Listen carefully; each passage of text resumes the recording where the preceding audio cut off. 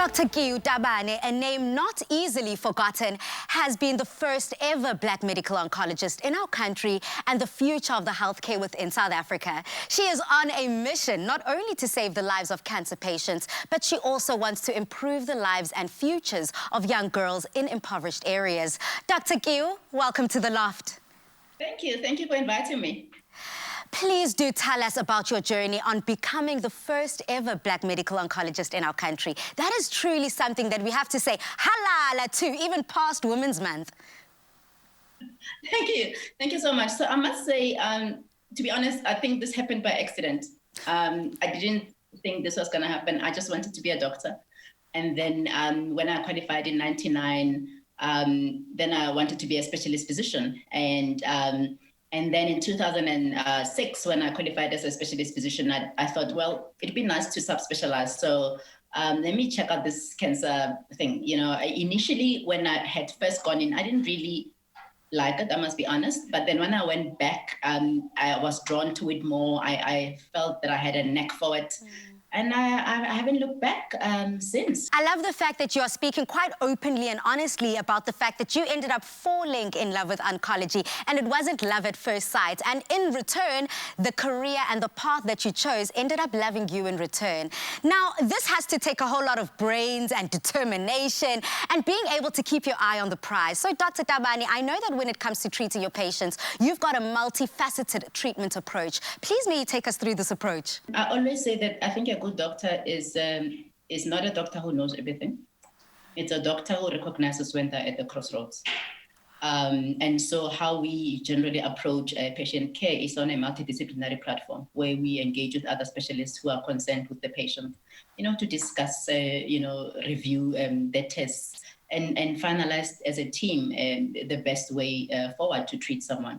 And really, that is the future of medicine is a multidisciplinary approach to patient care, because it also helps to heighten the quality of care that we can offer our patients.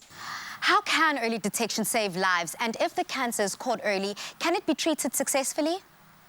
So there are some cancers that have got adequate screening that can happen. And then unfortunately, there are some cancers that don't necessarily have established screening tests. For the cancer types for which we can screen, I would recommend, obviously, that women have mammograms. You know, a mammogram usually from the age of 40, every 2 years, and then every year from the age of 50, you know, to have pap smears 3 to 5 years. You know, you don't really need to have a pap smear every year. I have a colonoscopy after the age of 50 every 5 years.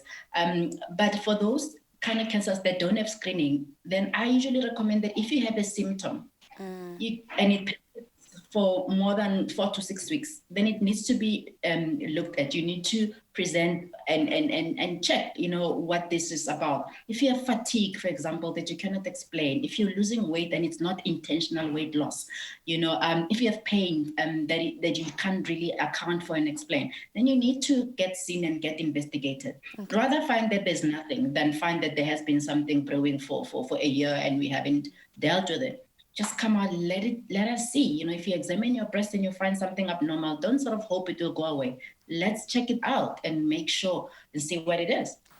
We mentioned earlier that you not only are helping cancer patients, but you're on a mission to encourage young girls in impoverished communities that they too can be anything they want to be.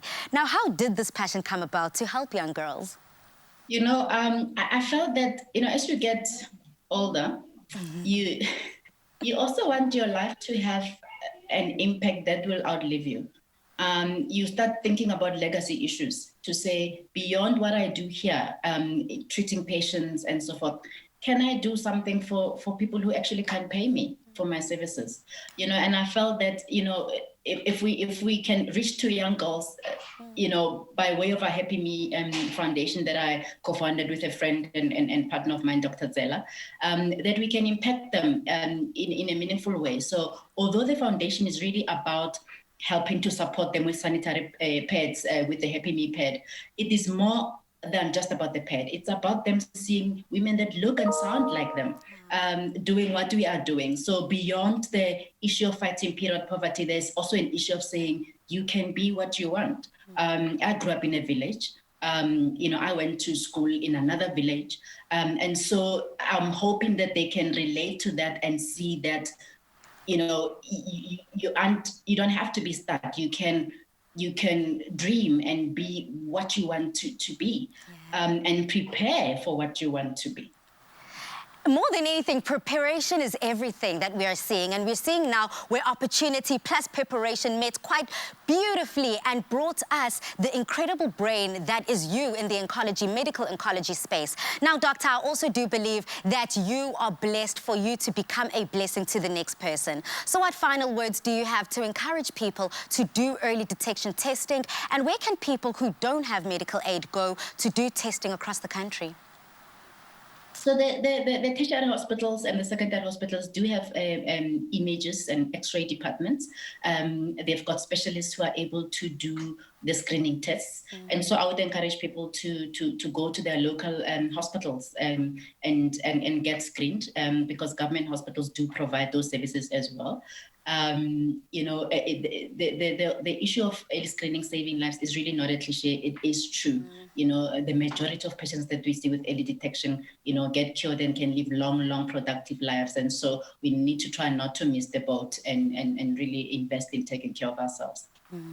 Thank you so much, Dr. KEORAPETSE Tabane, for joining us this afternoon, celebrating you not only as one of the first ever Black oncologists within South Africa, but showing us that the future of medicine is truly female. Goodbye. South Africa, please do head over to our social media platforms and please do share vulnerably enough your stories of early detection. Have you gotten tested and what have you done to empower yourself medically? Use that hashtag Afternoon Express.